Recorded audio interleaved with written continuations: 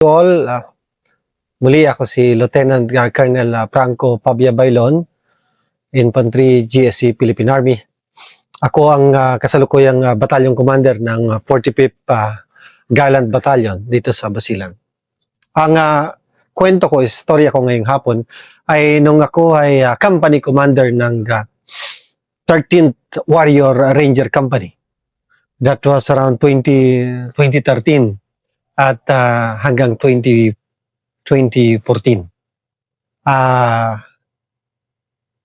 Nabanggit ko dati na there's something attached to me pagdating sa number 13. Sa iba siguro, it has a negative, may negative connotation or may attachment into it.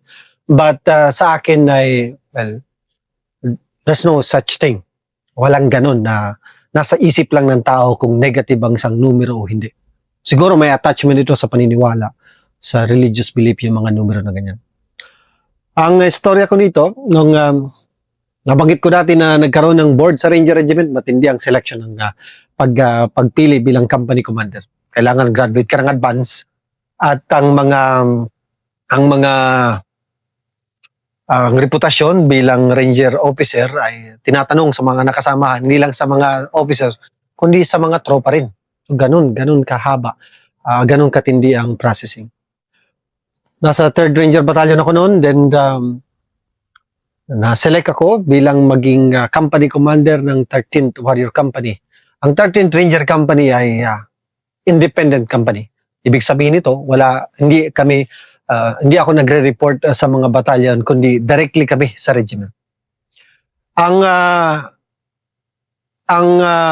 sitwasyon noon, nung maging company commander ako nito, ang 13th SRC ay nasa Basilan noon. Kilala ang 13th Ranger Company sapagkat marami itong experience sa pakikipagdigma. Ang CP nito o command post dati ay nasa kilalang lugar sa Corilem, sa Baguindan, Sitio Corilem, Baguindan, Tipo-Tipo. Ito ay isa sa pinaka-challenging area dito sa Basilan until now. At maraming combat accomplishment ang 13th Ranger Company noon. Ang company commander nito ay si Sir Risante Aling. So, I think Lieutenant Colonel at mag-Colonel na rin siya. At pangatlo naman ay pangalawa pala, si Lieutenant Colonel Magundayaw na graduate din ng OCS. Si Sir Aling ay PMA Class 2002. At napakapalad ko at ako ay naging pangatlong company commander ng 13th Ranger Company. So nung mga panahon na yon, bibihira yung company ng Ranger na independent. So bibihira din ang bibigyan ng pagkakataon na maging CEO ng independent company. Sapagkat pag nabigyan ka ng pagkakataon sa independent company, yung trust at yung level ng trust at confidence ng commander, ng regiment commander ay nandun. Nung ako ay nag-report na sa 13th Ranger Company, ang kumpanya nito ay nandito na sa nakakalipat siya lang from Baguindan dito na sa Kabangalan, Ungkaya-Pukan, Barangay Kabangalan, Ungkaya-Pukan. At noong mga panahon na yon, ang tasking ng 13th Ranger Company ay tulungan ang RDI construction firm sa utos na rin ng brigade commander. Ang brigade commander noon ay naging chief of staff ng Armed Forces of the Philippines at kasalukuyang head ng OPAPRO, si Secretary Carlito Galvez o Charlie, kilala siya na Charlie. At yun na naging tasking ng Ranger Company, ng kumpanya ko, na tulungan ng RDI i-secure ang pag-construct ng Basilan Circumferential Road kung kaya pukan tipo-tipo papuntang Sumisip. Noong mga panahon na yon ay matindi pa rin ang marami pa rin na improvised explosive device na ginagawa ng ASG. Sapagkat ang gusto ng ASG noon ay walang improvement or development sa area at hindi rin matapos yung kalsada at para hindi freely sila makalabas-masok at yung mga government forces ay hindi makaikot sa nasabing mga lugar. Maraming tropa ko rin previously ng mga nakarang bago ako naging CEO na Encuentro, marami yung sa IED, at maraming yung combat engagement. Pagkat madami pa noon, imagine mo to 2013, marami pa talagang 2013 to 2014, marami pang Abu Sayyaf group. Mga hinahanap namin noon, no, mga na kasama na rin, no, na-interview na rin ni Sir Eclerin, sila Nurusan Jamiri, si NJ, ngayon ay SB na, member ng Sangguniang Bayan, si Kashmir, ang first name niya pala ay Kashmir, si Purujo Indama, ngayon ay wala na, at si Moton Indana, ang kanyang pinsan na ayan. Si Ibs Fernandez, mga yan ang hinahanap namin noon. Pati si Nash, sila yung mga hinahanap namin ng mga panahon na yon na nandito nung nasa Ranger Company pa. At pagkatapos namin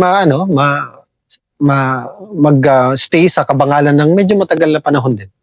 Nilipat yung kumpanya namin dito sa loob mismo ng Sitio Buhay-Pahu, kung Kayapukan, kung nasaan dati ang batalyon, ang bagong batalyon commander niya noon, ang Port Ranger Battalion na under ni Lieutenant Colonel Arman Arevalo. That time, naging attached kami sa kanya at yung mga maraming naging combat operations ang 13th Ranger Company kasama yung kumpanya na organic or under sa kanya ang support SRB. Maraming istorya, maraming kwento, maraming night operations, maraming day operation. Pero magpo-focus lang ako ngayon sa isang operation na di ko makalimutan. At is, I think the defining moment sa career ko bilang Ranger officer at the same time company commander ng 13th Ranger Company. Mamaya ko kwento ko, itutuloy ko yun. So pagkatapos nun, si Sir Arman Arevalo, batkaw ng Port SRB. Dahil alis ng Port Ranger Battalion at alis na siya, ay papalitan siya ng ibang Ranger Battalion ng 3rd SRB. So ang Port SRB, pupunta siya sa mainland, alis na, iniwan kami sapagkat independent company. Gusto sanang sumama, majority ng tropa. Gusto na sanang sumama papunta ng mainland kasama ng Port SRB, ngunit minabuti ng taas na mas kailangan daw ang experience ng mga tropa at officer ng 3rd SRB dito sa Basilan, kaya naiwan ng 13. Then naiwan kami at dumating din ng 18IB. So that time, ang 18IB ay ano siya, KA Battalion, tapos na-reorganize into Maneuver Battalion. Oo, ang CP mismo namin sa Kabangalan, ang binigay, ako mismo, kumpanya mismo namin, ang nag-turnover sa 18IB ng CP na yon. Tapos napunta sa kanya hanggang sa maging batcom nito ay si well-known officer na pumanaw na, si Lieutenant Colonel Perez sa 18IB. So pagkatapos nun, dumating na rin yung 3rd Ranger Battalion na napunta sa Lamitan. Ang 13 SRC from dito sa Kayapukan ay nailipat na kami sa Isabela sapagkat marami na yung combat experience, combat casualty ng 13 SRC that time. At mas minabuti na rin ni Brigade Commander na magpahinga na muna ang 13 SRC at ilagay sa Isabela. So that time, ang trabaho namin, tawag pa nga sa amin nun, ay Jollibee Ranger sapagkat kakatapos lang ng bombahin ng Jollibee, nag-iisang Jollibee dito sa Basilan nun, sa Isabela. So kailangan talaga ng bantayan. So mas minabuti ni Brigade Commander na hindi Special Forces o 18IB ang ilagay, kundi yung 13th Ranger Company. So biroon pa nga namin nun kung si Jollibee ay nandun, nakataas yung kamay, ang kapartner niya doon, Ranger Musang, na nagbabantay din ng Jollibee. So, na-appreciate yun ng community ng taga Isabela na ganun ang ginagawa ng Ranger, nagbabantay na. Which is out of dun sa dapat ginagawa ng isang Ranger. Pero yun ang tasking sa amin at we are able to fulfill it. Mula noon, hindi na karoon ng bombing doon sa Isabela, sa Jollibee Isabela. At tuloy-tuloy yung pag-conduct ng business. 2013-2014.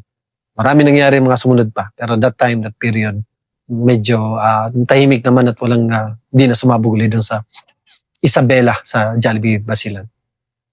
At dako na tayo doon sa pinakang defining moment ng aking career sa Ranger. At mga bagay na until now, hindi ko makalimutan. April 12, mag-conduct ng combat operation ng brigade. That time, ano na yun, bago na yung brigade commander noon. At nabanggit ko naman, ang brigade commander noon si Sir Galvez, tapos ang operation officer niya si Sir Rambo, kilala ng lahat, si Colonel Amudumar, Chief of Staff ngayon ng Western Mindanao Command. Ang naging BATCOM naman noon ng 3rd SRB ay si Sir Buboy Rayeg. Siya na ngayon ang BISCOM, Visayas Command Commander. 3-star na siya ngayon. That time siya yung battalion commander ng 3rd SRB. Ngayon may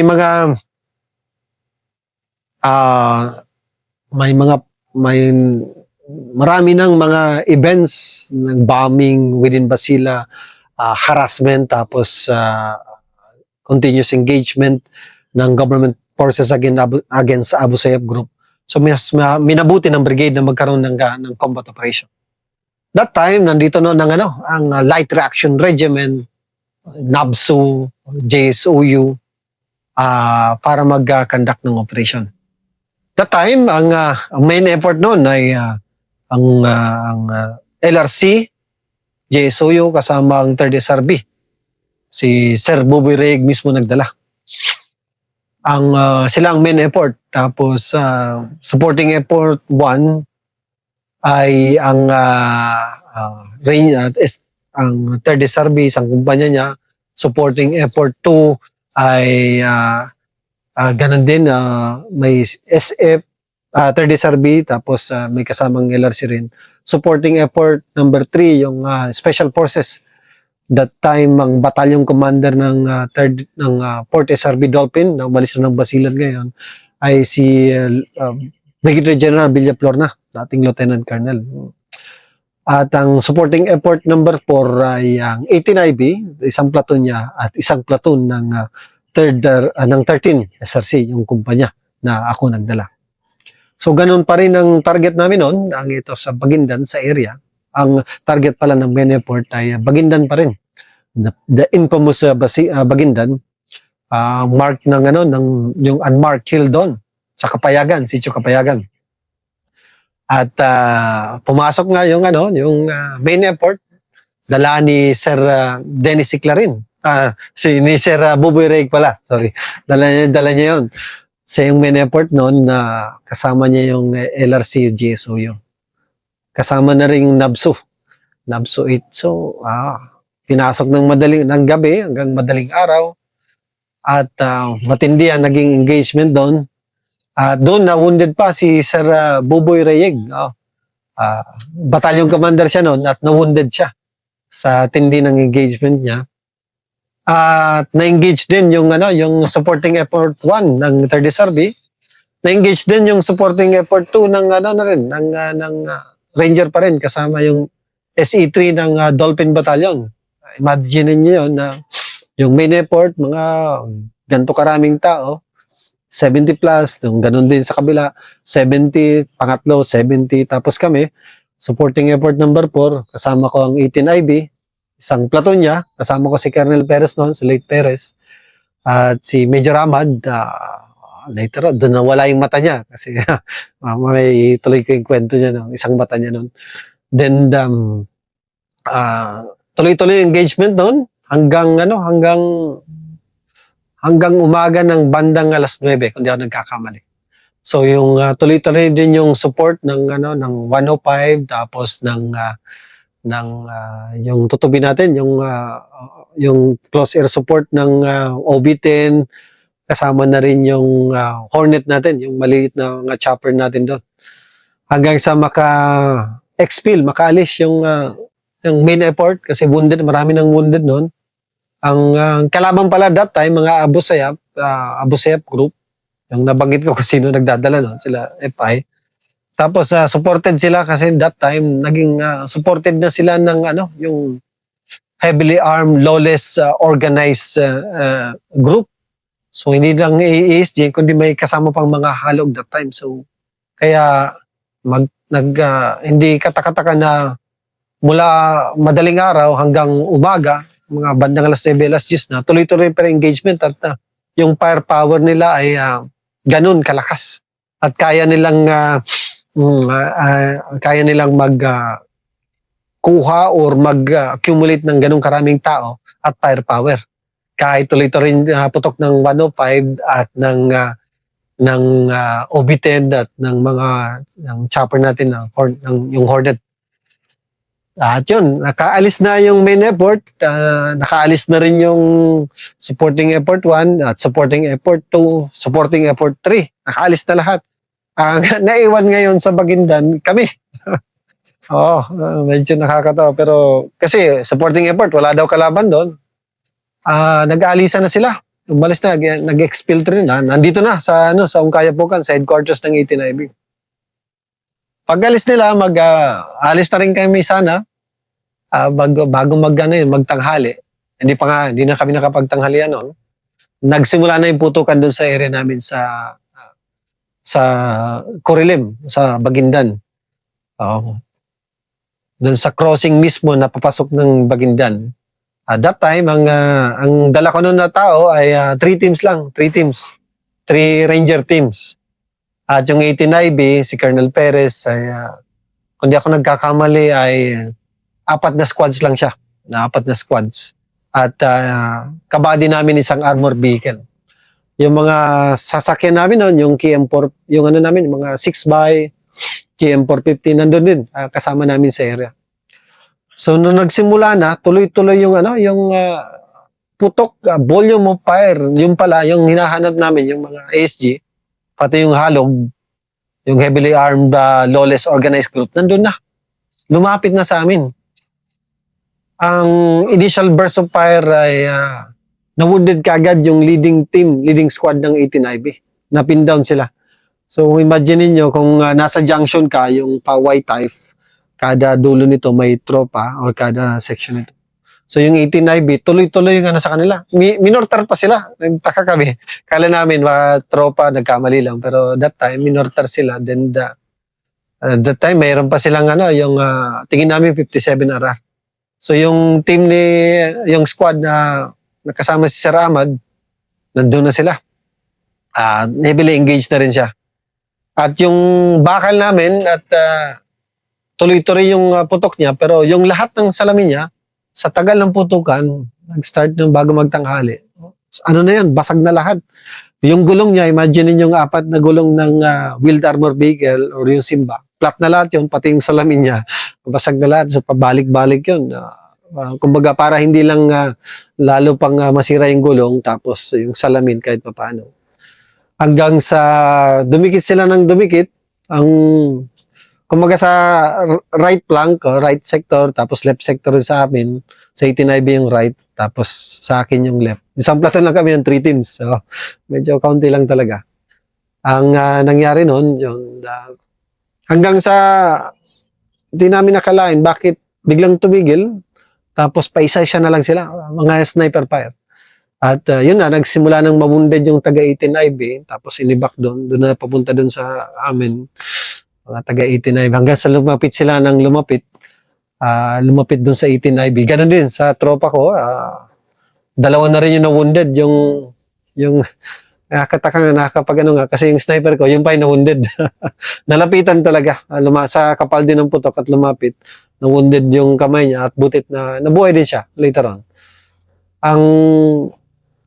Dahil sa tindi nun, ako na yung tumatawag dun sa close air support. Kasi si Colonel Perez nandun sa una magkasama kami, tapos lumapit na dun siya sa tropa. Tapos ako na naiwan. Ako na pinag-take charge ni sir sa call for fire. Yung makita mo talaga yung putok ng 105, yung danger close. Makita mo yung putok talaga ng yung mga puno, kahoy, tapos maramdaman mo talaga yung impact ng 105. Until such time na masyado ng yung danger close, dikit na, pinatigil na namin. Ayun, hanggang hapon hanggang tuloy-tuloy pa rin yung engagement. So, pinatigil na namin yung 105 kasi malapit na talaga sa area. Ang estimated nun, pagkatapos ng putukan, ang sabi ng mga sayumin, ang pumunta sa amin at kita rin may hindi pa ISR yung tawag doon sa may support na galing sa foreign entity. Nakita yung almost imagine nyo kami 3 teams tapos sila na 4 na 5 or 5 squads lang yung 18IB.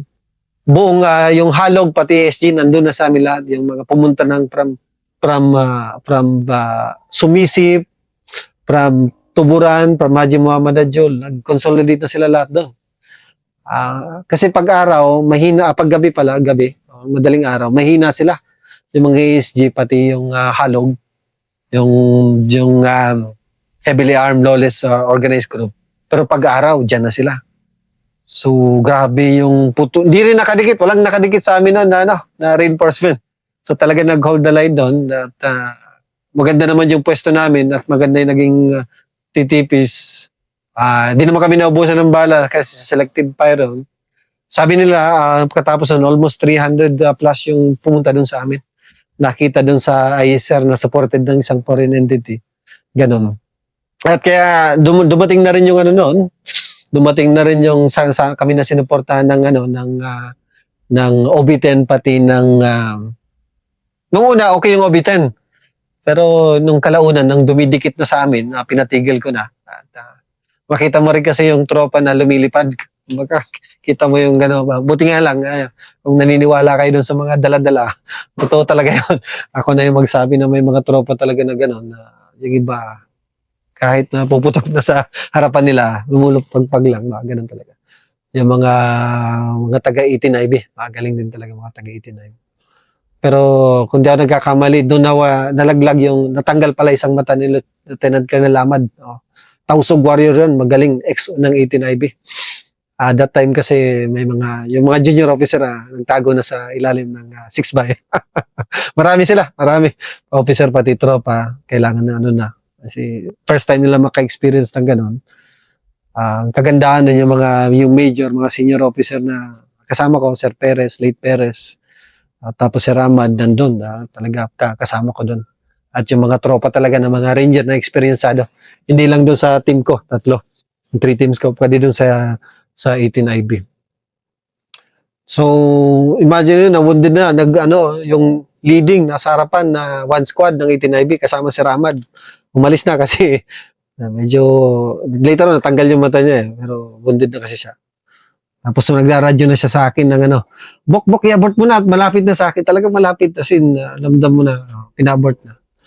At buti na lang, yung bakal, hindi kami iniwan. Ang usapan namin doon ay, nung habang tuloy-tuloy engagement, Sir, wag mo lang kaming iwan, hindi ka namin iiwan, Sir. So, sinilay ko rin kay Sir Perez, sabi ko, ganun din usapan namin ni Colonel Perez. No? Sige Sir, hold the line tayo, hintayin natin reinforcement. Hanggang umabot yun hanggang hapon. Walang dumating talaga kasi, yung area na yun, pag nag-reinforce, yung pala, yung papasok ng Baguindan, from tipo-tipo pa Baguindan, nandun na sila, naghihintay na rin sila. Kasi alam nila ang TTPs ng mga sundalo, pag na-engage na ganun heavily, araw, may mag-reinforce talaga. So, minabuti dito no, ni Sir, wounded na si Comwis Wincom, si Sir Buboy Reyeg. Ayun, so, dito na rin si Brigade Commander nun sa Kasirambo, si Sir Almodovar. Mas minabuti na pina-hold the line na lang kami doon. Okay naman sir, yan ang tasking sa amin talaga. Wag na kayong hold the line na kayo. Sabi, yes sir, kaya naman sir. Hindi naman naubos yung mga bala namin, selected fire. Tapos until such time na umabot na yung dieback na namin yung mga wounded pala ng 18IB, nasa gitna na. Wounded namin, marami rin maraming na-wounded din dito sa amin. Sa 18IB, may counting na laga sila. By good thing na dun sa, siguro magaling magtago yung mga tropa ko, pati ako. That time, na-wounded din ako.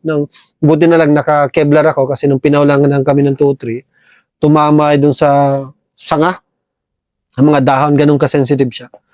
At nakadapa kami sa likod ko kasama kong mga enlist officer tumama. So, kala ko nung una, tinamaan ako, pero yung pala, medyo mainit yung likod. Sharp, na pala ng M23.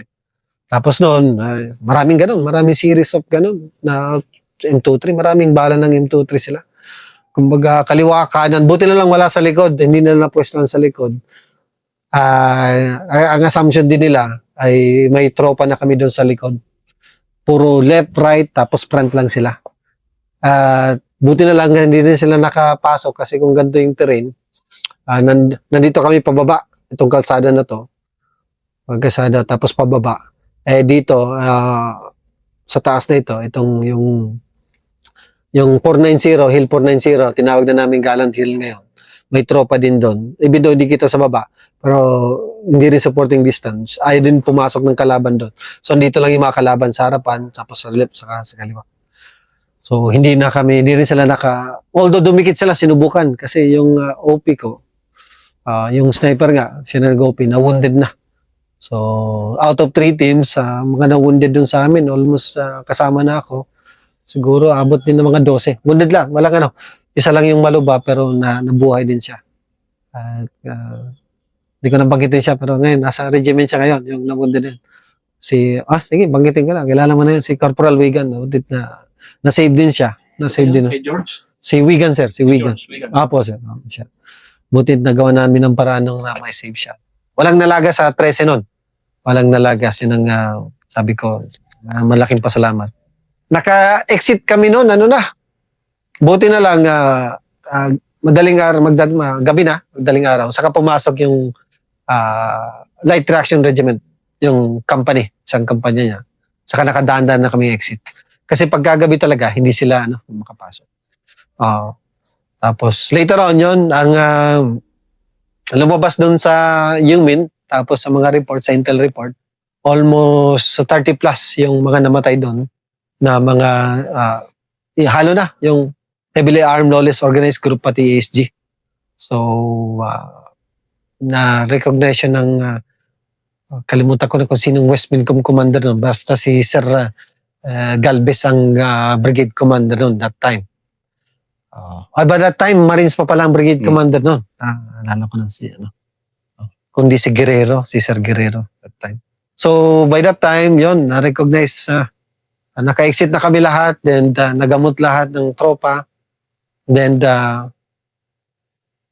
pati si Sir Reyeg. So nagkaroon ng ng awarding ceremony sa brigade kasi nagtaka sila kasi napinta kasi yung ganung karaming counting tropa. Tapos hindi yung epekto, yung minimal yung casualty pati doon sa amin. So inawardan ako noon ni Sir Bautista, Chief of Staff dati noon, Chief of Staff kung di ako nagkakamali. Tapos inawardan din ako noon ni Sir ng CGPA, tapos sa regiment. Dahil dun sa event na yon ay naging junior officer ako ng EPISARA noong 2014. Best junior officer. Best junior officer ng 2014.